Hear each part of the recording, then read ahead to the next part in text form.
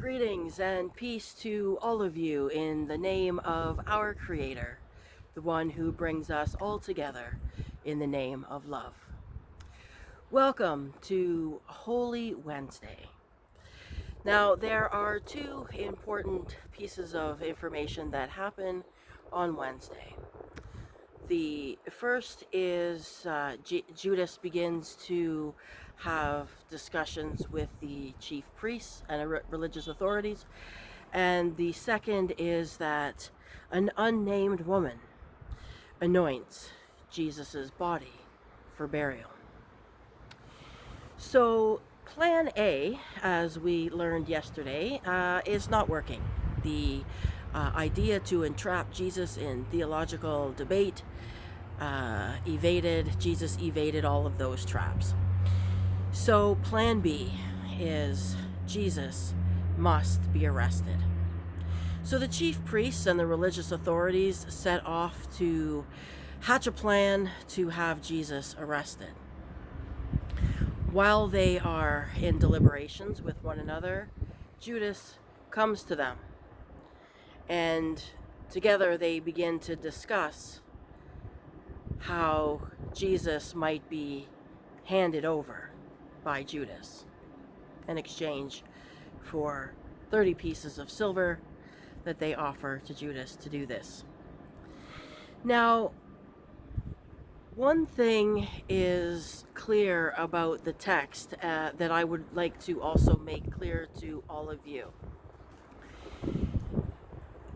We can't know what Judas's motive is for handing over Jesus to the religious authorities.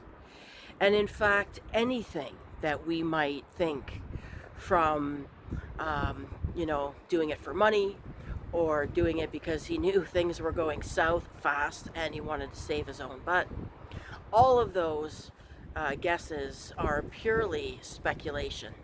All we can really do is focus on the text. And in the Gospel of Mark, one thing becomes very clear. One thing gets repeated 3 times. And scholars suggest that this is Mark's way of making it abundantly clear. And that is that Judas is one of the 12. 3 times Mark goes out of his way to tell us that Judas is one of the 12. And he also makes sure that it is quoted Jesus as saying, "Wasn't it I that chose all of you?" Together, these things suggest that Jesus knew not only what was going to happen to him, but what Judas was planning to do.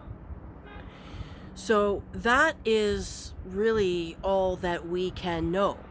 We can't know why Judas did it, or really anything other than the fact that Jesus assures us that Judas was one of the 12 and that Jesus knew what he was doing when he chose all of them. So that is the important piece. And the second other important piece is the unnamed woman. So there's an unnamed woman, and there's a scene where she brings out an alabaster jar full of expensive perfume, and she begins to cover Jesus's body in this perfume. And it is very well known, it was a very well known tradition in those days, that this perfume was the perfume that was used in the anointing of dead bodies before their burial. So it's Wednesday. Jesus isn't dead yet. This is incredible foreshadowing as well, that Jesus knew what was going to happen and that it was getting very close to his being arrested. So together we have the understanding that Jesus knows. And even thinking about that, so Jesus had to have known, if you're going to go into Roman occupied Jerusalem in those days and start running amok and turning tables and getting the crowds riled up and enacting basically acts of sedition, things aren't going to go well for you. So time is drawing near, and plan B is enacted. The plot begins. The plan to arrest Jesus has been set in motion. So join me again tomorrow for Holy Thursday. Holy Thursday, we will see that Jesus washes the feet of his disciples. Jesus experiences his Last Supper with his disciples, and Jesus will be arrested in the Garden of Gethsemane. So tune in tomorrow for Holy Thursday.